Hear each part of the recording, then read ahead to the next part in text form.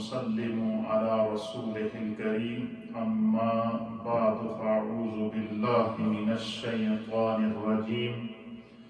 بسم الله الرحمن الرحيم أقيموا الصلاة وآتوا الزكاة واركعوا مع الراكعين صدق الله مولانا العظيم وصدق رسوله النبي الأمين الكريم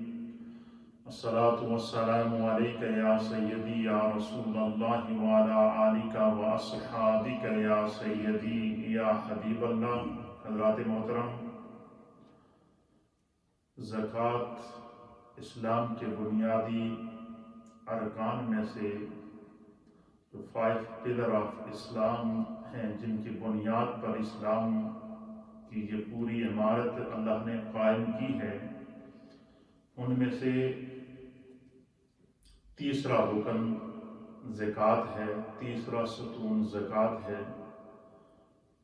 پہلا بندے کا مسلمان ہونا، کلمہ طیبہ کا دل اور زبان سے پڑھنا اور تسلیم رضائے الہی اور تسلیم رضائے رسول ہونا، اور پھر دوسرا زکوٰۃ، دوسرا نماز اور تیسرا زکوٰۃ ہے، پھر روزہ ہے اور پھر حج ہے. یہ وہ اسلام کے بنیادی ارکان ہیں جن پر اللہ اور اس کے حبیب نے اسلام کا بنیادی اسٹرکچر قائم کیا ہے، اور باقی جتنے بھی احکامات ہیں وہ سارے ان کے گرد گھومتے ہیں. نماز ایک ایسا رکن ہے کہ جو ہر امیر پر، غریب پر، بالغ پر، مرد پر، عورت پر یکساں اللہ نے فرض کیا ہے. اسی طریقے سے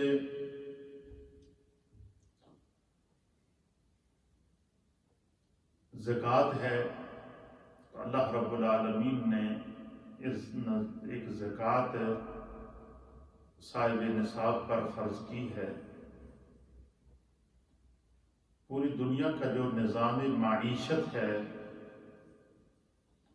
وہ انٹرنیشنل سطح پر آپ دیکھیں تو وہ اس وقت سود پہ چل رہا ہے، اور سود کو اللہ رب العالمین نے حرام قرار دیا ہے قرآن حکیم فرقان مجید میں.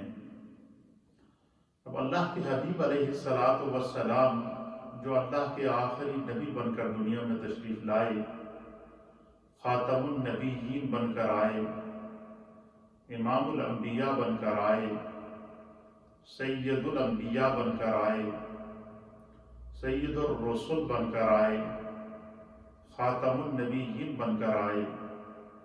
اور اللہ رب العالمین نے جہاں اپنے محبوب کے مقام اور مرتبے کو ظاہر کیا بحیثیت خاتم النبیین، وہاں اللہ تعالیٰ نے اپنے حبیب کو جو دین عطا کیا ہے، جو شریعت عطا کی ہے، جو کتاب قرآن حکیم عطا کی ہے، وہ دین بھی خاتم الادیان ہے. یعنی قیامت تک وہی دین اس زمین پر رہے گا، اور اس دین کو خود اللہ تعالیٰ نے ان الدین عند اللہ الاسلام کہہ کر کے اس کا تعارف پیش کیا. پھر اسی طریقے سے اللہ کے حبیب علیہ السلام جو شریعت لے کر آئے، جو دین لے کر آئے، جو احکام لے کر آئے، جس طرح آپ خاتم النبیین ہیں، اس طرح اللہ نے آپ کے لائے ہوئے دین کو بھی خاتم الادیان بنایا ہے. اور قرآن حکیم فرقان مجید میں اللہ رب العالمین نے اس کا اظہار ان الفاظ میں فرمایا کہ الیوم اکملت لکم دینکم واتممت علیکم نعمتی ورضیت لکم الاسلام دینا. کہ اے حبیب کریم، آج کے دن آپ کے رب نے آپ کی ذات پر دین کو مکمل کر دیا، الیوم اکملت لکم دینکم، آج کے دن آپ کی ذات پر دین مکمل ہو گیا۔ وَأَتْمَمْتُ عَلَيْكُمْ نِعْمَتِي، اور روئے زمین پر خداوند قدوس نے جتنی نعمتیں نازل کی ہیں، جتنے انعامات نازل کیے ہیں، جتنے کرم نازل کیے ہیں، جتنے فضل نازل کیے ہیں، جتنی رحمتیں اور عطائیں نازل کی ہیں، فرمایا محبوب آپ کی ذات پر اللہ نے اپنی نعمتوں کو بھی تمام کر دیا ہے۔ نعمتیں بھی آپ کے وجود پر آ کر تمام ہو جاتی ہیں، مکمل ہو جاتی ہیں۔ دین بھی ذات مصطفیٰ پر مکمل، انعامات بھی ذات مصطفیٰ پر مکمل، رحمتیں بھی ذات مصطفیٰ پر مکمل، کرم بھی ذات مصطفیٰ پر مکمل، فضل بھی ذات مصطفیٰ پر مکمل، عطائیں بھی ذات مصطفیٰ پر مکمل، اور دین اسلام بھی ذات مصطفیٰ پر مکمل، اور نبوت اور رسالت بھی ذات مصطفیٰ پر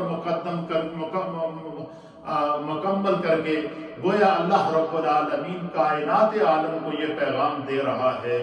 اب تمہیں جو بھی خیرات دین کی صورت میں ملے گی، رحمت کی صورت میں ملے گی، کرم کی صورت میں ملے گی، فضل کی صورت میں ملے گی، احکامات کی صورت میں ملے گی، معاملات کی صورت میں ملے گی، حقوق اللہ اور حقوق العباد کی صورت میں جو تمہیں احکامات ملیں گے، فرمایا یہ سارے کے سارے میرے محبوب کے سینے سے چھنی ہو کر تم تک پہنچیں گے، میرے محبوب کی جانب سے یہ تمہارے لیے تحفہ ہوگا اور یہی تمہاری پہچان بنے گا۔ اسی لیے اللہ تعالیٰ نے قرآن حکیم فرقان مجید کے اندر اصول مقرر کر دیا، اور وہ اصول یہ ہے کہ اطیعوا اللہ و اطیعوا الرسول، خدا کی اطاعت کرو اور اس کے رسول کی اطاعت کرو۔ اب علماء اور محدثین نے لکھا کہ اطاعت کا جو معنی ہے وہ ہے، اطاعت کہتے ہیں کسی کے فرما برداری کرنے کو، اطاعت کہتے ہیں کسی کے پیچھے پیچھے چلنے کو، اطاعت کہتے ہیں کسی کے نقش قدم پر چلنے کو، اطاعت کہتے ہیں کسی کے دکھائے ہوئے بتائے ہوئے راستے کو اپنانے کو۔ اب اللہ نے فرمایا کہ اطیعوا اللہ، میری اطاعت کرو۔ اب خدا، ہماری آنکھ تو ایسی ہے ہی نہیں جو خدا کو دیکھ سکے، نہ ہم خدا کو دیکھ سکتے ہیں، نہ ہم اللہ کو محسوس کر سکتے ہیں، نہ ہمیں جو ہے وہ اطاعت تو اس کی جاتی ہے جو سامنے نظر آتا ہے۔ یہ جب ذہن کے اندر ایک سوال پیدا ہوا کہ اللہ فرما رہا ہے کہ میری اطاعت کرو، اب ہم خدا کو دیکھ نہیں سکتے تو اس کی اطاعت کس طرح کریں؟ ہم خدا کو براہ راست سن نہیں سکتے تو اس کی اطاعت کیسے کریں؟ تو جب یہ سوال بندہ مومن کے ذہن کے اندر پیدا ہوا،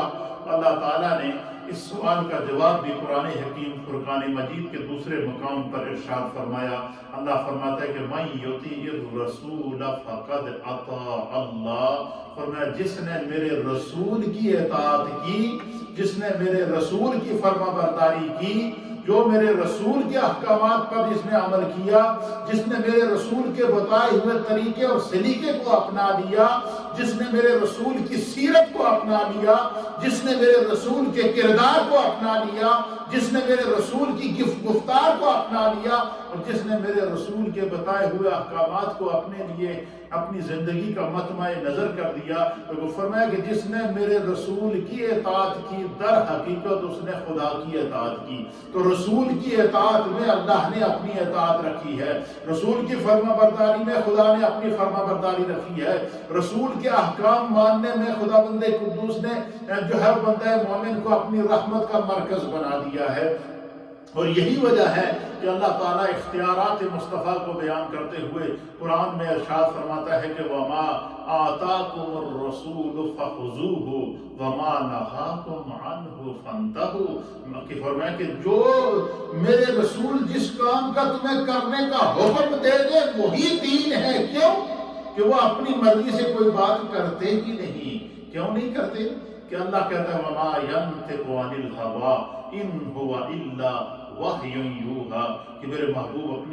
اپنی مرضی سے اپنے منہ سے کوئی بات نکالتے ہی نہیں ہیں، وہ جو بھی بات کرتے ہیں وہ اللہ کی طرف سے وحی کی جاتی ہے، تو فرمایا کہ وما آتاکم الرسول فخذوہ، تمہیں میرا رسول جس کام کا حکم دے دیں وہی دین ہے، بس اس کو اپنا لو۔ وما نہاکم عنہ فانتہوا، اور جس کام سے میرے رسول تمہیں منع کر دیں اس کے قریب بھی نہ جانا، وہی دین ہے۔ اللہ کے حبیب علیہ السلام کے اختیارات کو، آپ کے مقام کو اور آپ کی عظمت کو قرآن بار بار اور مختلف انداز میں بیان کر رہا ہے۔ تو قرآن کریم فرقان مجید میں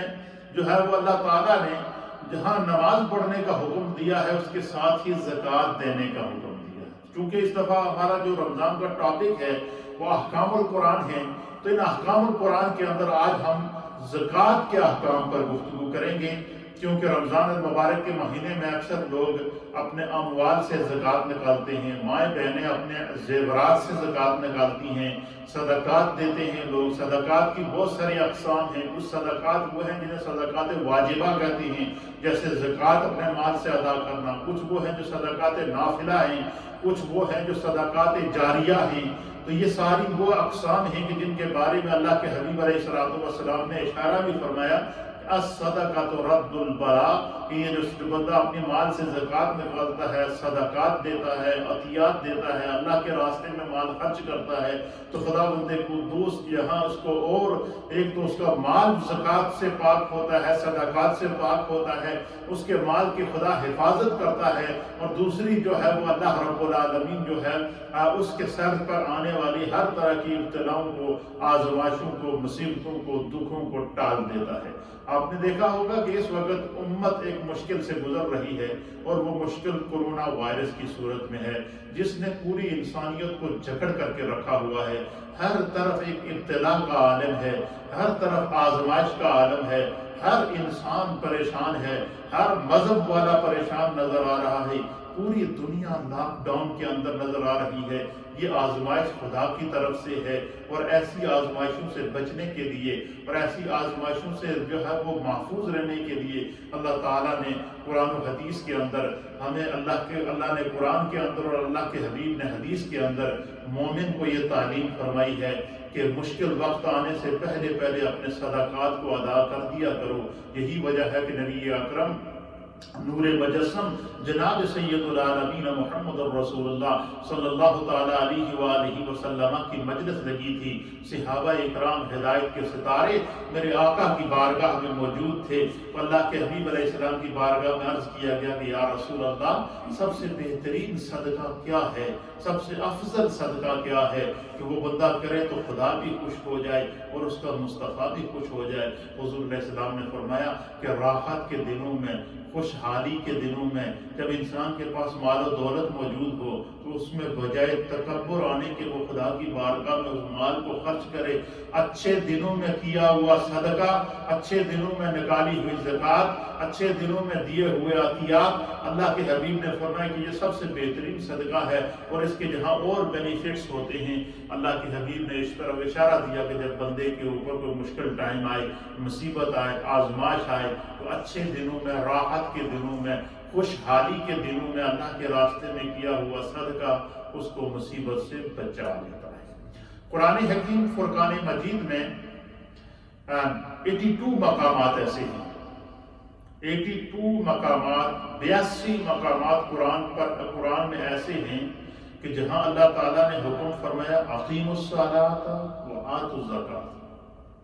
82 مقامات قرآن میں ایسے ہیں، مفسرین اور محدثین نے لکھا ہے کہ 82 مقامات پر قرآن کریم میں اللہ تعالیٰ نے جہاں نماز پڑھنے کا حکم دیا اس کے ساتھ زکوٰۃ ادا کرنے کا حکم دیا۔ اور اسی طرح یہ تو 82 مقامات وہ ہیں کہ جہاں اللہ فرماتا ہے نماز قائم کرو، زکوٰۃ ادا کرو، نماز قائم کرو، زکوٰۃ ادا کرو، نماز قائم کرو، زکوٰۃ ادا کرو، یعنی نماز کے ساتھ، عبادت کے ساتھ ساتھ فوراً زکوٰۃ کا اللہ تعالیٰ حکم دے رہا ہے۔ اور یہ 82 مقامات پر، یعنی کسی بھی چیز کی فرضیت کے ثابت ہونے کے لیے ہمارے فقہا نے لکھا ہے کہ اس کے لیے نص قطعی کا ہونا ضروری ہے۔ کہیں اللہ تعالیٰ نے امر فرمایا ہو تو وہ جو ہے وہ معاملہ واجب ہو جاتا ہے، فرض ہو جاتا ہے۔ لیکن اب آپ اس سے آپ زکوٰۃ کی اور نماز کی اہمیت کا آپ اندازہ لگا سکتے ہیں کہ ایک دفعہ خدا کہہ دیتا کہ اقیموا الصلاۃ وآتوا الزکاۃ، امر ثابت ہو جاتا، وجوب ثابت ہو جاتا، فرضیت ثابت ہو جاتی. لیکن اس کی کیا وجہ ہے کہ اللہ تعالیٰ نے 1 نہیں 2 نہیں 3 نہیں 4 نہیں 5 نہیں 6 نہیں 7 نہیں 82 مقامات پر صیغہ امر لا کر اللہ نے فرمایا، حکم کا صیغہ لا کر خدا فرماتا ہے اقیموا الصلاۃ، نماز قائم کرو، وآتوا الزکوٰۃ، اور زکوٰۃ ادا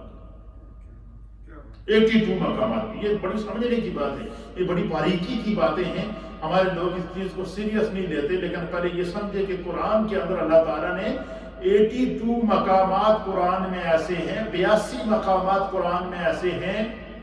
کہ جہاں اللہ نے نماز پڑھنے کا حکم دیا، اس کے ساتھ زکوٰۃ ادا کرنے کا حکم دیا. گویا کہ 82 مقامات پر بار بار خدا حکم دے رہا ہے کہ نماز قائم کرتے رہو اور زکوٰۃ ادا کرتے رہو اگر تم صاحب نصاب ہو تو. پھر اسی طریقے سے 32 مقامات قرآن میں اس کے علاوہ، یعنی 82 مقامات کے علاوہ 32 مقامات قرآن میں ایسے ہیں کہ جس میں اللہ تعالیٰ نے صرف خصوصیت کے ساتھ زکوٰۃ ادا کرنے کے احکام بیان فرمائے، اللہ کے راستے میں مال خرچ کرنے کے احکام بیان فرمائے، اللہ کے راستے کے اندر جو ہے وہ مختلف قسم کے احکام اللہ رب العالمین نے بیان فرمائے ہیں. اللہ کے راستے کے اندر مال خرچ کرنے کے 32 مقامات پر جو طریقہ زکوٰۃ ہے، زکوٰۃ کا نصاب ہے، زکوٰۃ ادا کرنے کا طریقہ ہے، صدقات ادا کرنے کا طریقہ ہے. اور اسی طریقے سے مختلف مقامات پر اللہ تعالیٰ نے قرآن کریم فرقان مجید کی سورہ البقرہ کا 5واں رکوع ہے، اس میں اللہ فرماتا ہے اقیموا الصلاۃ وآتوا الزکوٰۃ، کہ نماز ادا کرو اور زکوٰۃ ادا کرو. وارکعوا مع الراکعین، اور رکوع کرنے والوں کے ساتھ رکوع ادا کرو. پھر اسی طریقے سے یہاں بھی اللہ تعالیٰ نے نماز کے ساتھ جو ہے وہ زکوٰۃ کا ذکر فرمایا. پھر اسی طریقے سے سورۃ الاعراف کے اندر اللہ تعالیٰ فرماتا ہے کہ وَرَحْمَتِي وَسِعَتْ كُلَّ شَيْءٍ فَسَأَكْتُبُهَا لِلَّذِينَ يَتَّقُونَ وَيُؤْتُونَ الزَّكَاةَ وَالَّذِينَ هُمْ بِآيَاتِنَا يُؤْمِنُونَ. یہاں پر اللہ تعالیٰ نے خصوصی طور پر جب وہ زکوٰۃ ادا کرنے کا ذکر بالکل علیحدگی میں فرمایا. یعنی یہ 2 ایگزامپل میں آپ کے سامنے پیش کر دیتا ہوں. اسی طریقے سے 82 مقامات ایسے ہیں کہ جہاں اللہ نماز کے ساتھ زکوٰۃ کا ذکر کرتا ہے، اور 32 مقامات ایسے ہیں کہ جہاں اللہ تعالیٰ جو وہ ارشاد فرماتا ہے کہ اپنے مالوں میں سے خدا نے جو تمہیں مال و دولت دیا اس میں سے زکوٰۃ ادا کرتے رہو، صدقات دیتے رہو، خدا کے راستے میں مال خرچ کرنے میں بخل نہ کرو، تاکہ جو ہے وہ اللہ تعالیٰ کی تمہارے مال کے اندر اموال کے اندر برکت پیدا فرمائے. فرمایا سورۃ الاعراف کے اندر کہ وَرَحْمَتِي وَسِعَتْ كُلَّ شَيْءٍ، کہ اللہ فرماتا ہے کہ میری رحمت ایسی عام ہے کہ اللہ تعالیٰ کہتا ہے میری رحمت کائنات کی ہر چیز کو گھیرے ہوئے ہے، محیط ہے، میری رحمت ہر چیز کو گھیرے ہوئے ہے. فرمایا کہ پس ان لوگوں کے لیے خاص طور پر اللہ فرماتا ہے کہ میں لکھ کے رکھوں گا کیا، وہ لوگ جو للذین یتقون، جنہوں نے تقوی اختیار کیا، ویؤتون الزکاۃ، جو اپنے مال سے اپنے اموال سے زکوٰۃ نکالتے ہیں. فرمایا خداوند خود اللہ فرماتا ہے کہ میری رحمت تو کائنات کے ہر شخص کو ملے گی، میری رحمت کائنات کی ہر چیز کو محیط ہے، لیکن اللہ فرماتا ہے کہ خاص طور پر میری رحمت ان کے حصے میں لکھ کر عطا کروں گا، ان کو اس رحمت سے حصہ وافر عطا کروں گا جو لوگ اللہ کے دیے ہوئے مال سے اس کے راستے میں زکوٰۃ ادا کرتے ہیں. اچھا، اس کی وجہ کیا ہے؟ اس کو سمجھنے کی ضرورت ہے کہ کیا وجہ ہے کہ اللہ تعالیٰ نے 82 مقامات پر ایک اور 32 مقامات پر ایک قرآن کریم کے اندر جو احادیث اس کے اوپر آئی ہے تو وہ سینکڑوں میں وہ احادیث ہیں، انشاءاللہ وہ بھی میں آپ کے سامنے پیش کروں گا. لیکن کیا وجہ ہے کہ اللہ تعالیٰ نے نماز کے ساتھ احکام زکوٰۃ کو خاص کیا؟ اس کی وجہ کیا ہے؟ اس کی جہاں اور وجوہات ہیں، ہمارے مفسرین نے بڑے لطیف اس میں نقطے لکھے. مفسرین نے لکھا دیکھو جب بندہ نماز پڑھتا ہے تو وہ کس کی عبادت کرتا ہے؟ خدا کی عبادت کرتا ہے. اور نماز یہ بندگی ہے خدا کی، اور یہ حقوق اللہ میں سے آتی ہے کہ اللہ نے ہم پر دن رات میں 5 نمازیں فرض کی ہیں، اور ان نمازوں کا اللہ تعالیٰ قرآن کریم فرقان مجید میں 1 جگہ نہیں، 2 جگہ نہیں، 3 جگہ نہیں، 700 مقامات پر اللہ تعالیٰ نماز کی تاکید فرما رہا ہے. اور دن رات میں 5 نمازیں بندہ مومن پر فرض کر دی. اور نماز ایک ایسی عبادت ہے، اس میں نہ امیر کی قید ہے، نہ غریب کی قید ہے، نہ صاحب ثروت کی قید ہے، نہ مستحق کی قید ہے، بلکہ فرمایا کہ جو بالغ ہو، صاحب ایمان ہو، مرد ہو، عورت ہو، یکساں وہ کھڑے ہو کر نماز پڑھیں گے، ایک ہی صف میں کھڑے ہو گئے، محمود و ایاز، نہ کوئی بندہ رہا نہ بندہ نواز۔ یا بندہ اللہ کی بارگاہ میں کھڑا ہوتا ہے، پھر بادشاہ بھی اسی صف میں کھڑا ہوتا ہے، غلام بھی اسی صف میں کھڑا ہوتا ہے، سب ایک امام کی اقتداء میں کھڑے ہو کر اکٹھے جب اجتماعی طور پر خدا کی بارگاہ میں سجدہ کرتے ہیں تو گویا یہ بندگی کا اعلان کر رہے ہوتے ہیں کہ اللہ یہ تو نے ہی یہ جان دی ہے، تیری ہم عبادت کرتے ہیں۔ اور قرآن کریم فرقان مجید میں بھی اللہ تعالیٰ نے انسان کا مقصد تخلیق بیان کر دیا کہ وَمَا خَلَقْتُ الْجِنَّ وَالْإِنسَ إِلَّا لِيَعْبُدُونَ، کہ نہیں پیدا کیا گیا جنوں اور انسانوں کو مگر اللہ کی عبادت کے لیے۔ تو میں عرض کر رہا تھا کہ یہ نماز کے ساتھ زکوٰۃ کو اللہ نے بالکل جوڑ کر بیان کیا، ان دونوں کے احکام الگ الگ نہیں کیے۔ اس کی وجہ کیا ہے؟ مفسرین نے جہاں اس کی اور وجوہات لکھی ہیں، ایک وجہ یہ لکھی ہے کہ نماز پڑھنا، عبادت کرنا یہ حقوق اللہ ہے، اور زکوٰۃ ادا کرنا یہ حقوق العباد ہے۔ گویا خدا یہ چاہتا ہے کہ اے بندے اگر تو حقوق اللہ ادا کرتا ہے تو جس طرح تو حقوق اللہ کے لیے فکر مند رہتا ہے، اسی طریقے سے تو حقوق العباد کے لیے بھی فکر مند رہے۔ کیوں؟ حقوق اللہ میں بندہ جو ہے وہ اللہ تعالیٰ کی بارگاہ میں عبادت کرتا ہے، استغفار کرتا ہے، توبہ کرتا ہے، دعائیں مانگتا ہے، مناجات کرتا ہے، التجائیں کرتا ہے، اللہ کی ذات اس کو جو ہے وہ اپنے کرم کی دولت سے مالا مال کرتی ہے، نوازتی ہے۔ اور ساتھ میں زکوٰۃ کا احکام کو بیان کر کے بتا دیا کہ دنیا میں خدا نے جو تمہیں وجود دیا ہے، اس وجود سے تمہارے جسم سے کسی کے ساتھ زیادتی نہ ہو، تم حقوق اللہ کے ساتھ حقوق العباد بھی ادا کرو۔ تو گویا کہ یہ حقوق زکوٰۃ میں چونکہ بندہ اپنے نصاب سے زکوٰۃ نکالنے کے بعد جو ہے وہ غربا کے اندر، ضرورت مندوں کے اندر تقسیم کرتا ہے، اور غربا کے جو مشکل دن ہوتے ہیں تو زکوٰۃ کی صورت میں ان کے بہت سارے معاملات حل ہو جاتے ہیں، ان کا عید اچھی گزرتی ہے، ان کا رمضان اچھا گزرتا ہے، ان کے جو ہے وہ جو تنگ دستی ہوتی ہے وہ دور ہو جاتی ہے، تو وہ دعائیں دیتی ہیں۔ تو جہاں اور حکمت ہے وہاں خداوند قدوس نے نماز کے ساتھ زکوٰۃ کا ذکر کر کے یہ بتا دیا کہ جس طرح تمہارے لیے حقوق اللہ ادا کرنا اہم ہے، اسی طریقے سے بندہ مومن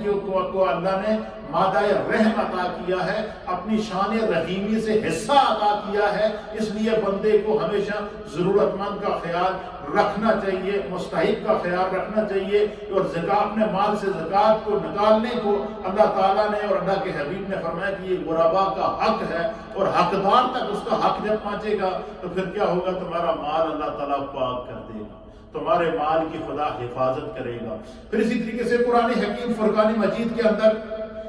دوسرے مقامات پر جب آپ جاتے ہیں تو قرآن کریم کی سورت ہے سورہ التوبہ۔ سورہ التوبہ کی آیت نمبر ہے 34۔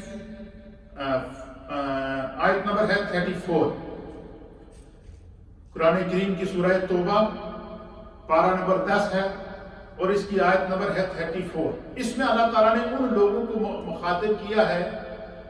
جو اپنے پاس سونا اور چاندی جمع کر کے رکھتے ہیں، اور یہ دیکھیں کہ یوں تو نصاب زکوٰۃ مقرر کر دیا گیا ہے کہ 7.5 تولے سونا جس کے پاس موجود ہو، یا 52.5 تولے چاندی جس کے پاس موجود ہو، تو اگر تو اس کے پاس صرف 7.5 تولے سونا ہے تو وہاں سے اس کی، یا اس سے زائد سونا ہے 7.5 تولے سے، تو وہاں سے اس کا نصاب زکوٰۃ شروع ہو جائے گا۔ تو وہ سونے، اس کی جو قیمت بنے گی، جتنا سونا ہے تو وہ اس میں سے 2.5% عطا کرے گا جتنی قیمت بنے گی۔ یا کسی کے پاس کچھ سونا ہے، کچھ چاندی ہے، تو وہ پھر یا کچھ کیش موجود ہے مختلف، یا کسی کے پاس کوئی کاروبار کی مال جمع ہے، تو اس طریقے سے مختلف قسم کے اس کے پاس ذرائع ہیں آمدن کے۔ کوئی اس کے پاس کاروباری ذریعے سے آیا ہے، کچھ مال اس کے پاس اس کی تنخواہ سے آیا ہے، کچھ مال اس میں سے جو ہے وہ اس کے پاس سونا ہے اس میں سے آیا ہے، کچھ اس کے پاس چاندی ہے اس میں سے آیا ہے۔ مختلف ذرائع سے جو مال جمع ہو تو پھر اس کا جو نصاب زکوٰۃ ہے وہ 52 تولے چاندی سے شروع ہو جائے گا، اور وہ اس حساب سے اپنی زکوٰۃ کو ادا کرے گا۔ کچھ لوگ وہ ہوتے ہیں کہ یہ دہاتوں میں سے سونا اور چاندی، یہ دو وہ دہاتے ہیں جن کو خداوند قدوس نے کنز قرار دیا ہے، اور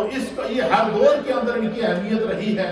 آج کے دور میں آپ دیکھیں اس وقت لاک ڈاؤن ہے دنیا کے اندر، اور کاروبار بند ہے، اور کرونا وائرس کی وجہ سے لاک ڈاؤن ہے، کاروبار بند ہے، پوری دنیا کی سٹاک مارکیٹ بند ہے۔ لیکن کل میں پڑھ رہا تھا کہ سونے کی قیمت میں کل بھی اضافہ ہو رہا تھا،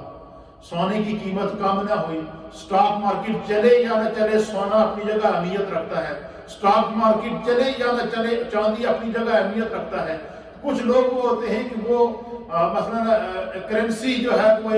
نیچے اوپر ہوتی رہتی ہے تو وہ سونا خرید کے رکھ دیتے ہیں یا چاندی خرید کے رکھ دیتے ہیں، تو اس کو کنز کہا گیا ہے قرآن کے اندر۔ اور جو لوگ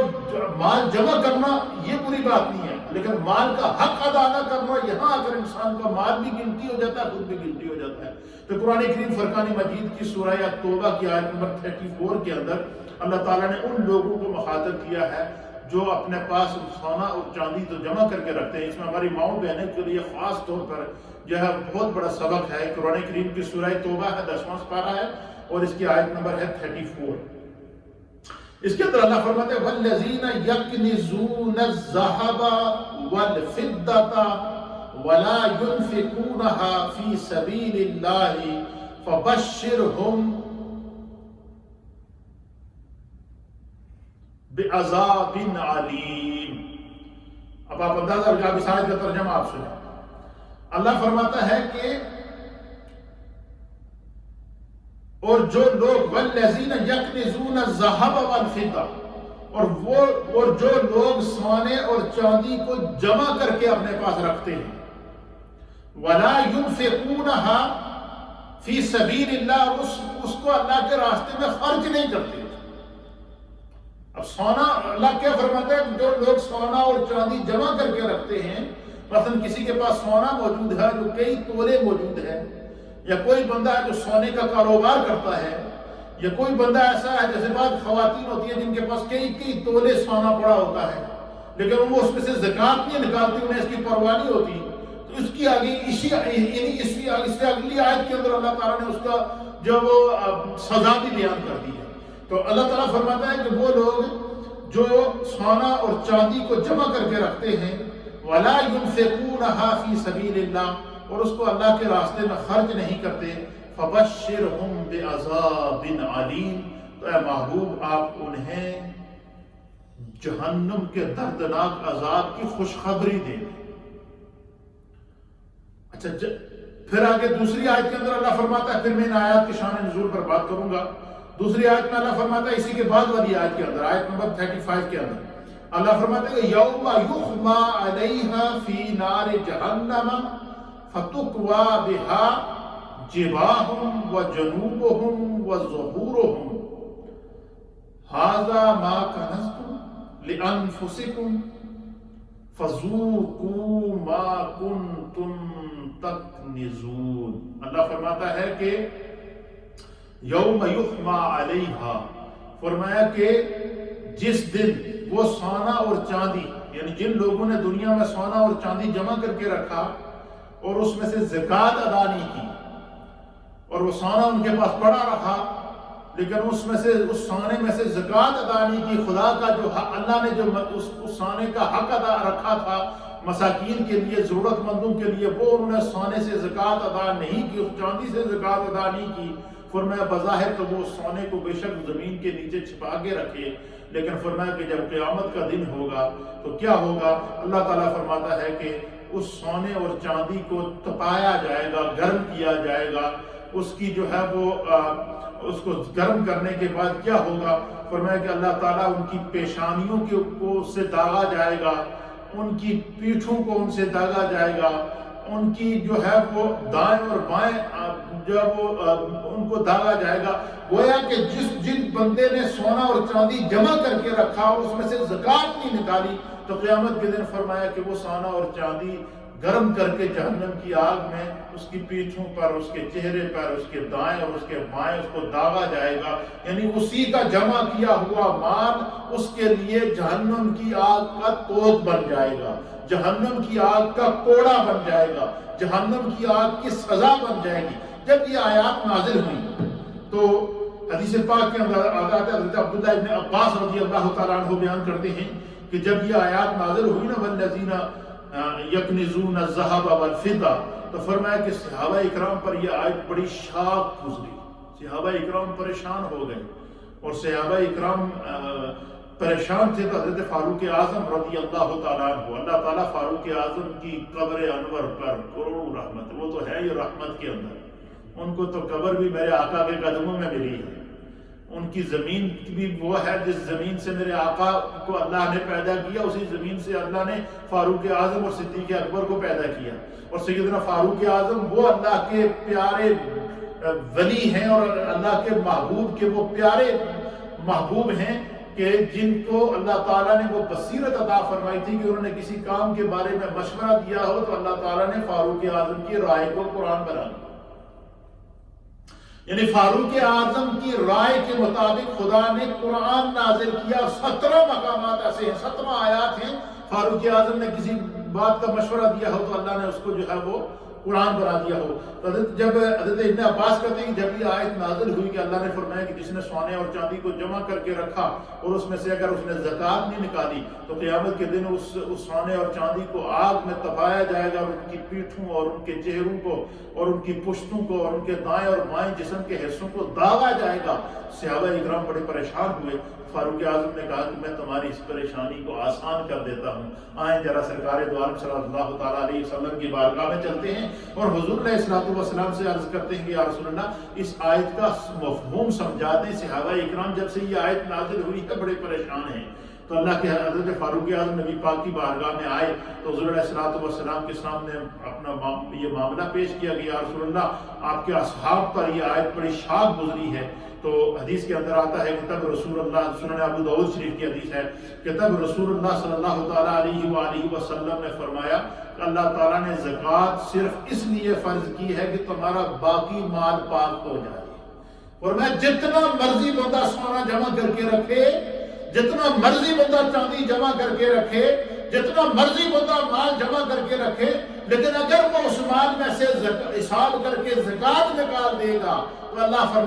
فرماتا ہے کہ اللہ نے تمہارے اس مال کو پاک کر دیا۔ اللہ کے حبیب فرماتے ہیں کہ پھر اس مال کی حفاظت خدا کرے گا، اس مال کی حفاظت اللہ کا رسول کرے گا، اس مال کی حفاظت اللہ فرشتوں کے ذریعے کرائے گا، وہ مال تمہارے لیے پاک ہو جائے گا، تمہاری بخشش کا ذریعہ بن جائے گا۔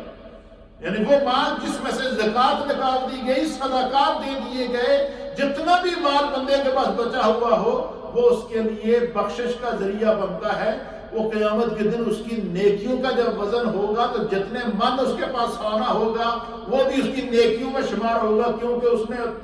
اتنے سونے سے زکوٰۃ ادا کی ہے۔ جتنے من اس کے پاس چاندی ہوگا وہ اس کے قیامت کے دن اعمال نامے کے اندر رکھا جائے گا، کیونکہ اس نے اس مال میں سے زکوٰۃ نکالی ہے۔ جتنا مرضی اس کے پاس بینک بیلنس ہو، لیکن اس نے اگر اس مال میں سے زکوٰۃ نکال دی تو وہ مال اس کے لیے نیکی بن جائے گا۔ لیکن اگر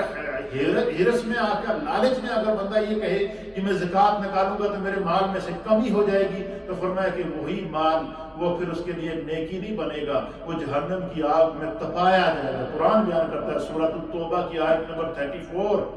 یاد رکھیے گا 35 کے اندر اللہ کہتا ہے کہ جن لوگوں نے مال، سونا چاندی اور مال جمع کر کے رکھا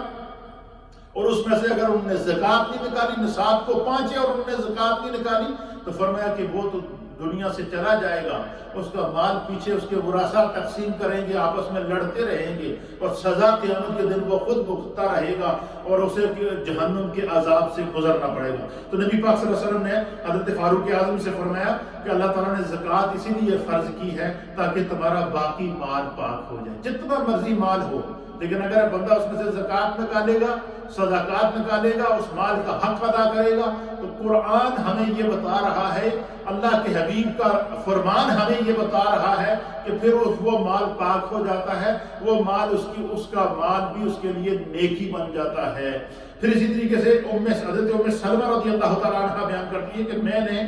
سونے کی ایک پازیب پہنی ہوئی تھی۔ حضرت ام سلمہ کہتی ہے کہ میں نے سونے کی ایک پازیب، کہتے ہیں کہ یہ جو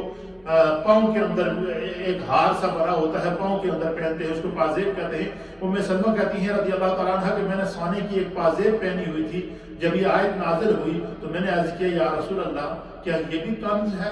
یہ بھی خزانے کے حکم میں آئے گا جس کی وعید اللہ تعالیٰ نے قرآن میں نازل فرمائی ہے، جس پر آگ کے عذاب کی اللہ نے وعید سنائی ہے؟ تو نبی پاک صلی اللہ علیہ وسلم نے فرمایا کہ اگر یہ حد زکوٰۃ کو پہنچ گیا تو تم نے اگر اس میں سے زکوٰۃ ادا کر دی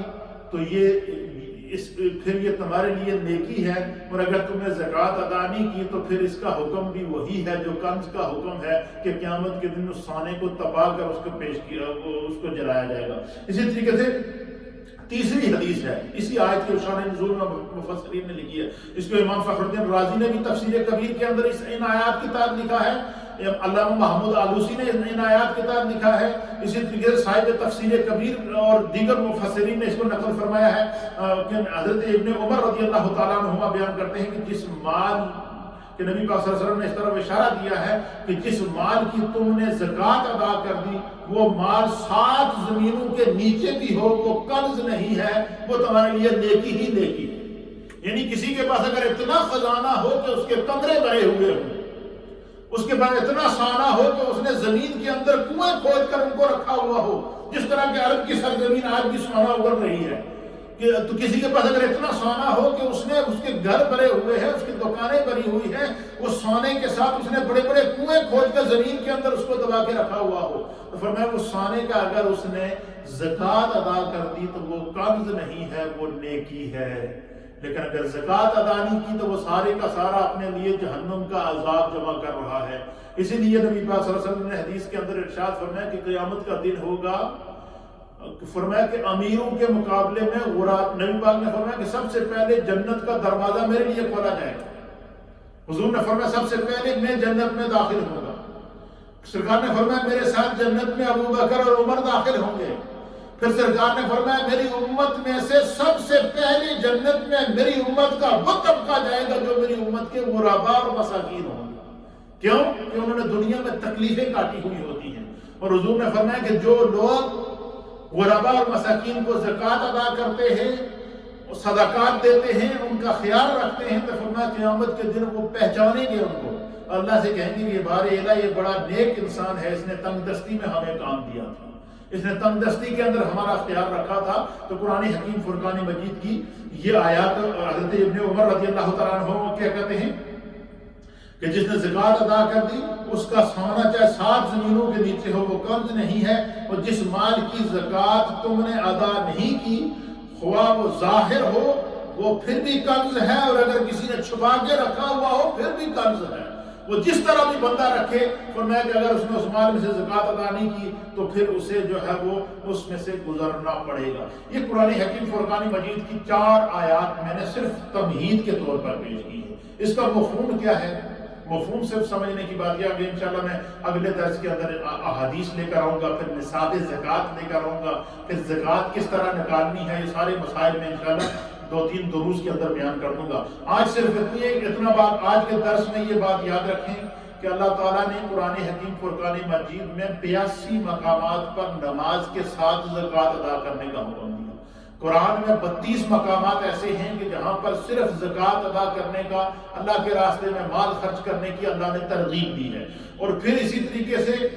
نماز کے ساتھ زکوٰۃ کے احکام بیان کرنے میں حکمت کیا ہے کہ نماز میں بندہ حقوق اللہ ادا کرتا ہے، تو جب بندہ حقوق اللہ کی طرف متوجہ ہوتا ہے تو گویا اللہ یہ چاہتا ہے کہ جب تو حقوق اللہ کی طرف آیا ہے تو حقوق العباد سے غافل نہ ہونا، حقوق العباد بھی ادا کرنا۔ اس لیے نماز کے ساتھ زکوٰۃ کا ذکر کیا گیا، اور 1 مقام پر نہیں 2 مقام پر نہیں 82 مقامات پر اس کا ذکر کیا گیا۔ پھر اسی طریقے سے پوری دنیا کا جو نظام معیشت ہے یہ سود کے اوپر چل رہا ہے، لیکن میرے مصطفیٰ کریم جو دین لے کر آئے وَالْيَوْمَ أَكْمَلْتُ لَكُمْ دِينَكُمْ وَأَتْمَمْتُ عَلَيْكُمْ نِعْمَتِي وَرَضِيتُ لَكُمُ الْإِسْلَامَ دِينًا کہہ کر کے اللہ نے اس دین کو جو ہے وہ قیامت تک کے لیے خاتم الادیان بنا دیا ہے۔ لہذا سودی نظام کے مقابلے میں میرے مصطفیٰ کریم زکوٰۃ کا نظام لے کر آئے، اور سود کے نظام میں اور زکوٰۃ کے نظام میں فرق کیا ہے؟ سودی نظام سے امیر تر ہوتا جاتا ہے اور غریب تر ہوتا جاتا ہے، لیکن اس کے برعکس میرے مصطفیٰ کریم نے جو زکوٰۃ کا نظام پیش کیا، بیت المال کا نظام پیش کیا، دوسروں کے ساتھ صلہ رحمی کا نظام پیش کیا، غربا اور ضرورت مندوں کے خیال رکھنے کا جو نظام اسلام پیش کر رہا ہے وہ یہ ہے کہ زکوٰۃ جب بندہ ادا کرتا ہے امیر کے مال میں سے کمی آتی ہے، غریب کے مال میں اضافہ ہوتا ہے۔ اب دیکھیں فرق کیا ہے سود کے نظام میں اور زکوٰۃ کے نظام میں، کیا فرق ہے؟ سود میں امیر ہی ہوتا جاتا ہے اور غریب غریب ہی ساری زندگی وہ سود میں دبا رہتا ہے، وہ سود سے نکل نہیں سکتا۔ لیکن جب بندہ زکوٰۃ ادا کرتا ہے تو پھر اس میں برکت کیا ہوتی ہے؟ ایک تو یہ ہوتا ہے کہ غریب نہیں رہتا، امیر کے زیادہ مال سے جب زکوٰۃ نکلے گی تو اس کا تکبر کم ہوگا۔ زکوٰۃ کی بہت ساری حکمتیں ہیں، انشاءاللہ میں اس کے وہ بھی آپ کے سامنے اگلے درس کے اندر پیش کروں گا کہ زکوٰۃ کے نظام میں حکمتیں اللہ نے کیوں رکھی ہیں۔ اور بس اتنی بات آج کے درس میں یاد رکھیں کہ اسلام سود کے مقابلے میں جو بیت المال کا اور زکوٰۃ کا جو نظام لے کر آیا ہے وہ غریب کو اٹھانے کا نظام ہے، اور سود کا نظام غریب کو گرانے کا نظام ہے۔ اور اللہ تعالیٰ رحیم اور کریم ہے، اور جو لوگ زکوٰۃ ادا کرتے ہیں نہ صرف یہ کہ بظاہر کہ ان کے مال میں کمی آتی ہے، لیکن اللہ تعالیٰ نے اس مال میں اتنی برکت ڈال دی ہے کہ وہ 700 گنا بڑھا کر اللہ پھر دوبارہ ان کو عطا کرتا ہے۔ تو یہ اسلام کا وہ پاکیزہ نظام ہے جو اللہ کے حبیب علیہ الصلوۃ والسلام ریاست مدینہ کے اندر لے کر آئے ہیں۔ انشاءاللہ اس کا اگلا حصہ میں کل آپ کی خدمت میں، آج صرف آیات قرآنی کا آپ کو تعارف کرایا، کل کچھ احادیث آپ کی خدمت میں پیش کی جائیں گی۔ پھر سود کے نظام کے مقابلے میں جو اللہ تعالیٰ کے حبیب علیہ الصلوۃ والسلام نے زکوٰۃ کا نظام لایا ہے، بیت المال کا نظام لایا ہے، اس میں حکمتیں کیا ہیں، ان حکمتوں پر انشاءاللہ میں کل کے درس میں گفتگو کروں گا۔ اللہ تعالیٰ ہمیں دین کو سمجھنے کی توفیق عطا فرمائے۔ لا الہ الا اللہ الا اللہ الا اللہ، لا الہ الا اللہ الا اللہ الا اللہ، لا الہ الا اللہ الا اللہ الا اللہ، اللہ اللہ اللہ اللہ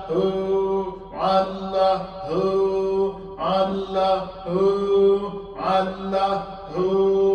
اللہ اللہ جل جلالہ۔ اللہم صلی علی سیدنا و نبینا و مولانا محمد وعلى آل سيدنا ونبينا ومولانا محمد صلاة طائبة مقبولة تودي بها أنها حقه العظيم۔ یا اللہ یہ جو دین اسلام کو بیان کیا گیا ہے، قرآن و حدیث کو بیان کیا گیا ہے، احکام زکوٰۃ کے تعارف اور انٹروڈکشن جو آج بیان کی گئی ہے، اللہ اسے اپنی بارگاہ میں قبول فرما، اس کو سمجھ کر ہمیں دین کے راستے کو چلنے کی توفیق عطا فرما۔ یا اللہ ہم سب کے صغیرہ و کبیرہ گناہوں کو معاف فرما۔ عشرہ رحمت اللہ تو نے اپنے فضل سے ہمیں عطا کیا ہے، اپنی رحمت کے ذریعے اللہ اس دنیا سے کرونا وائرس کی وبا کو ختم کر دے، ہر طرح کی ابتلا سے ہم کو محفوظ فرما، ہمارے والدین عزیز و اقارب مرحومین کی بخشش و مغفرت فرما۔ یا اللہ رمضان کے مہینے کی جو برکات ہمیں عطا فرما، یہ لاک ڈاؤن کے اندر پوری دنیا مشکل میں پڑی ہے، اللہ اس وبا کو اپنی رحمت سے دور فرما۔ ربنا تقبل منا انک انت السمیع العلیم وتب علینا انک انت التواب الرحیم برحمتک۔